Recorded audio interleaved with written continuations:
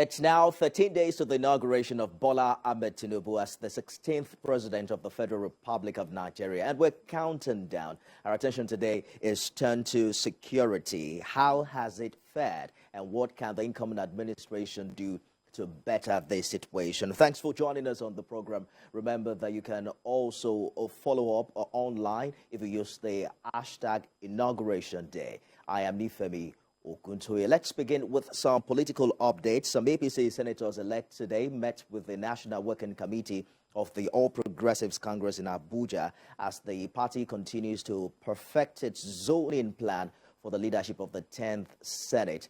The APC national chairman is saying that they will meet with all aggrieved members of the party ahead of the inauguration day of the National Assembly. He was also quoted to have warned the senators not to be late on voting day. According to him, once bitten, twice shy.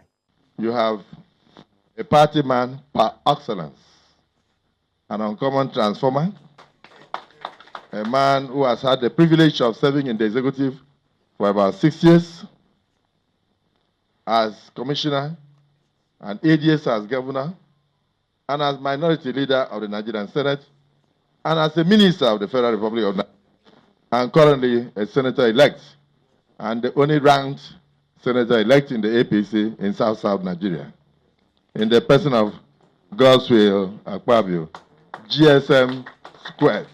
There has been responses to what we did. And being Democrats, we are doing what the call of leadership is compelling us to do. We did in the announcement indicated very clearly that we need further and better consultation. We need to deepen our consultation.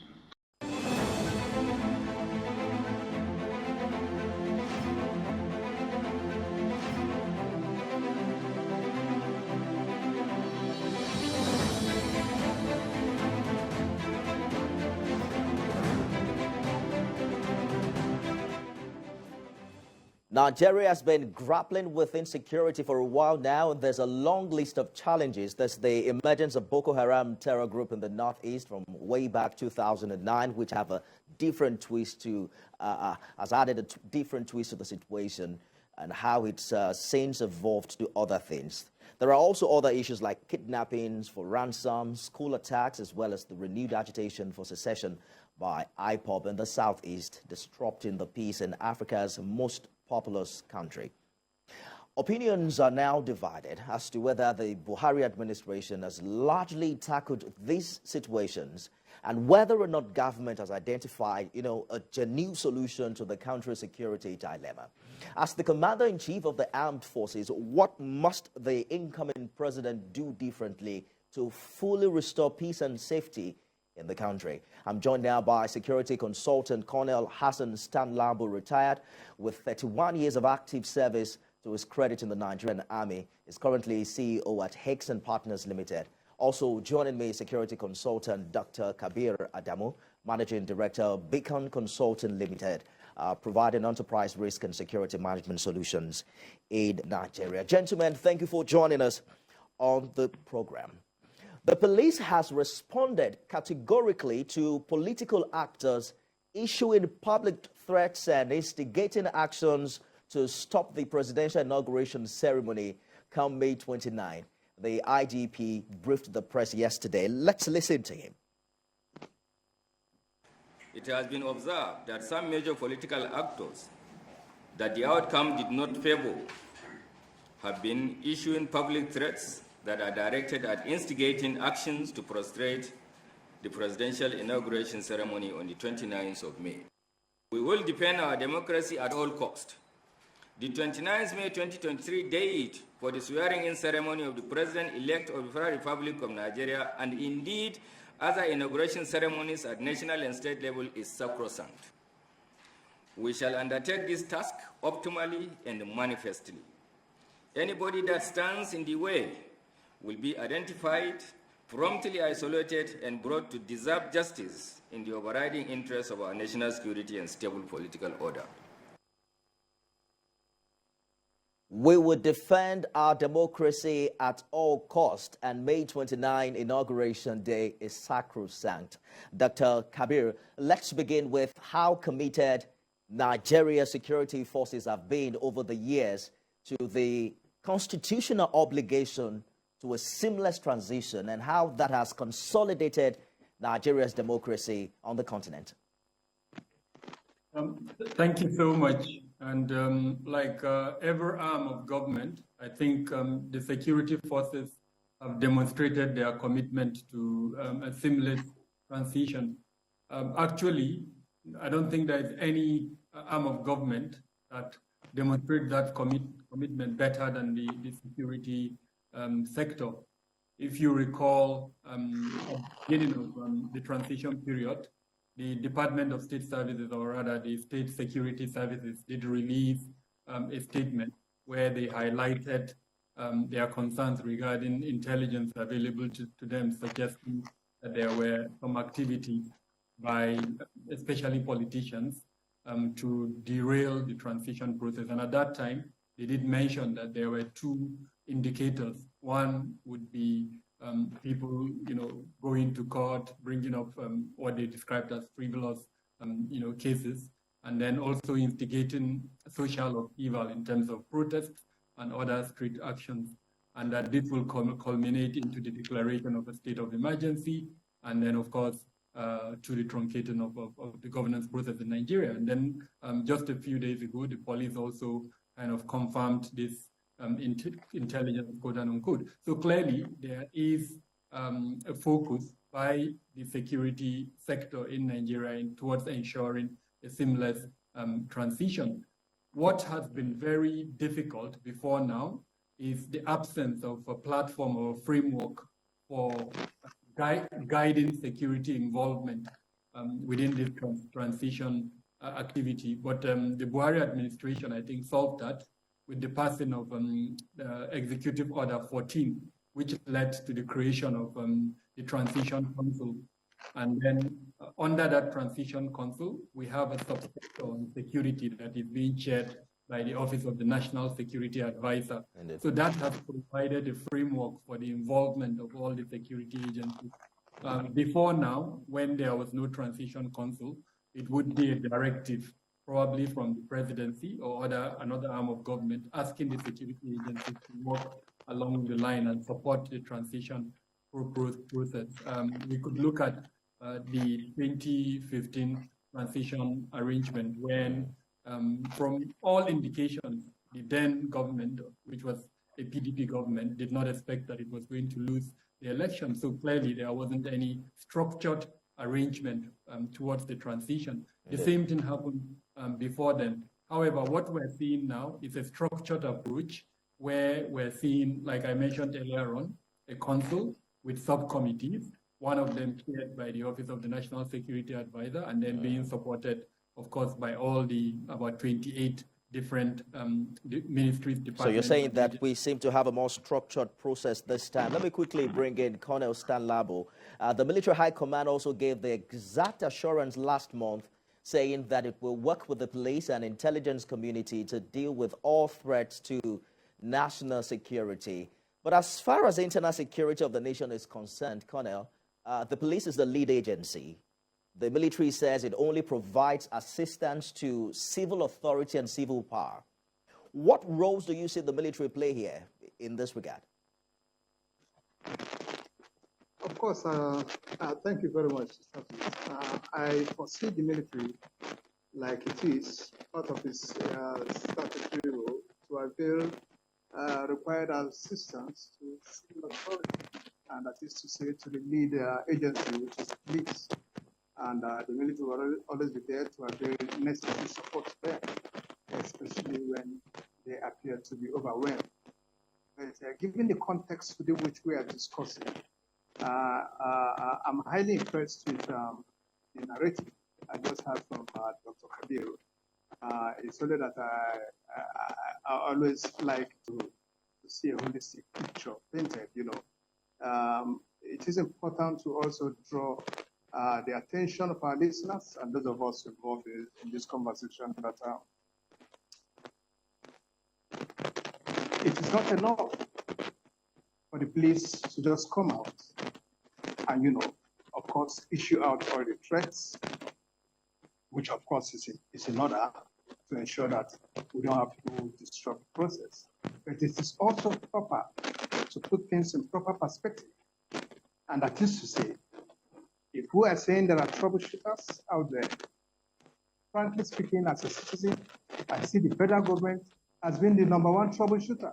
You may want to ask me why. Why? Because, for Christ's sake, we have all along known that an election is coming up. At least in the last 4 years, if not the last 8 years, we did nothing in seeing how we can strengthen out our laws to accommodate the possibilities of the situation we find ourselves in now. And what is that situation? A situation where after an election, we have people who feel that, look, their mandate has been stolen or whatever, and they feel they have to, of course, approach the courts. And like it is, the government and all parties involved have asked them to approach the courts. They have approached the courts, and behind them, you are preparing to swear in someone. It's like you driving home and meeting 2 of your kids, playing with a toy. And the aggrieved one, you ask him to please go to his mom and lay a complaint so that the mom could adjudicate over the issue. While he went, you now picked up the toy and handed it over to the other kid of yours. And the law in question, Constance Lambo, has been in Yes. effect since 1999, and that's been the process. That does not make it right. As to transition. I But I'd agree like us to with speak to historical the security Thank you. dimension quickly That does because not of our make it right. time. Retired Colonel, I'd like us to explore some security challenges and how the new appreciate government should respond. For instance, it's hard to tell what happened before and during the election. But a form of ceasefire was noticed, if you noticed as well, with armed banditry and the incessant killings and kidnap for ransom. What did you think happened? I didn't get you. I said it would seem that there was some form of ceasefire before and after the election with armed banditry and incessant killings that have been reported in the past. What did you think happened? Well, I guess they must have perceived the fact that the military will come out heavily on them if they intend to disrupt the elections. And of course, I guess also that they must have perceived the seriousness with which the nation was taking the upcoming elections. Okay, and then we must also bear in mind that we had these issues with currency and so on and so forth, which also further, slowed their.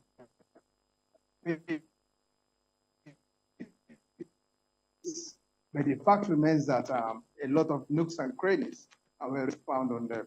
I was impressed with the posture of the military. Absolutely. Let me get Dr. Adamu's contribution here. I'm wondering if you can, draw a line between, the political season, particularly the election, and what we, recorded as to insecurity in parts of the country. With the new administration, would you say that there's a political solution to the insecurity problems vis-a-vis, the break we had in all of these challenges during the election period? Yes, so let me start by buttressing the fact that I run a security firm, and part of what we do is to keep tabs of security incidents using our intelligence platform. So we know that in January, there was a reduction in security incidents. Same thing happened in February, but by March, what we recorded was almost a summation of the January and February incidents put together. However, by April, we saw a reduction. So clearly, there was an increase at the end of the elections in March, and then coming into the transition period, we're seeing a reduction. Suffice to say that the incoming administration is going to inherit a security challenge that it should deal with. And we know that it has presented to us a manifesto called the Renewed Hope. Now, in that manifesto, there is a 7-point agenda listed in that manifesto as what it plans to do to address the security challenge. All of them very noble. I'll mention a few of them. Attempting to review the military doctrine, attempting to enhance the capacity of the police, introducing technology, increasing the number of security personnel, and things like that. All of these are very noble. But there are two things that I think are missing and that I would urge the new incoming administration to strongly look at them. That is an improved security sector reform.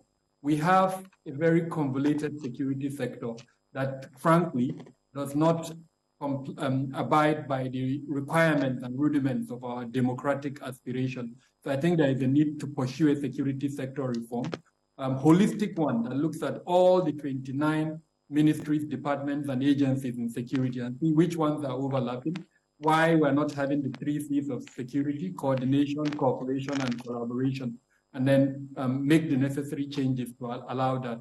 I mean, like I said, we've got 29 of them, but yet we're not happy with their function. So something is wrong there. Now, the second thing is security sector governance, which is the glue that would bring all of these 29 together to function, in a unified manner and to achieve Section 14, subsection 2 of the Constitution. Currently, there are about 7 coordinating elements within the security sector. All of these coordinating elements, sadly, are not accountable to the Nigerian people. And I think that is what we need to change. How do we enhance the accountability element, both in terms of operational accountability as well as financial accountability? I'm hoping that if these 2 things are done, the incoming administration will be able to beat its chest after 1 year to say we've been able to solve this seemingly intractable problem of insecurity in Nigeria.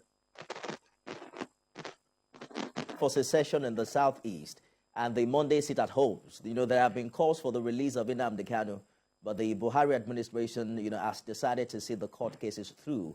How critical would you say is the incoming administration's decision on Nnamdi Kanu to the security situation in the southeast? Absolutely critical. So each situation would need to be picked up and analyzed on its merit. What are the root causes of the Southeast, the dynamics behind the security challenges in the Southeast? You've just mentioned one of them, the activities of the leader of the indigenous people of Biafra, Nnamdi Kanu, his incarceration, the inability of government to prosecute him over this period, the fact that he's been released on bail, and yet the government has not complied with that court order. So all of these things would need to be factored in, an analysis be conducted, and then at the bottom of all of this, we must respect the law. Okay. Once we do that, then I think we'll be able to reduce the kind of grievances. At the root of the Southeast crisis is grievances. How do we address that grievances? How do we reduce it? It will be the way to go. Okay, that question was actually for Cornell, so I'll be back with you, Dr. Kabri, shortly. Let me get your opinion on this, Cornell. Particularly, do you think that Nnamdi Kanu still provides the kind of leadership in the Southeast in a way that threatens security? And how do you think the incoming administration should deal with this? Thank you. Frankly speaking, I don't think he is still as dangerous as we all think he is.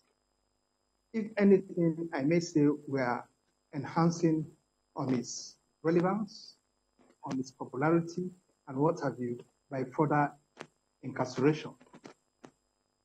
Can we think of some other means in handling this issue? And by that I mean, can we sit down to have a talk with him?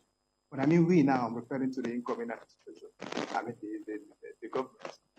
Can they consider that option of sitting down to discuss and have a chat with him over what the issues are and see how an amicable understanding could be reached?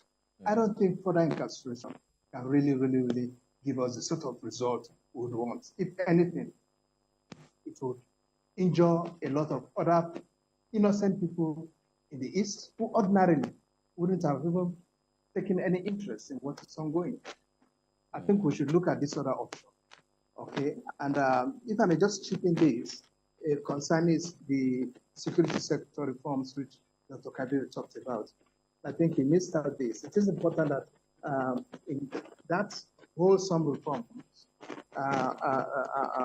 emphasis is also placed on monitoring and evaluation. It seems to be missing so much in what is happening. Look at all, for instance, when we talk about all the expenses in the defense today, or we talk about all what has gone on in the defense, yet there are still issues. Because there would be issues, because of course, we have not taken our monitoring and evaluation very serious.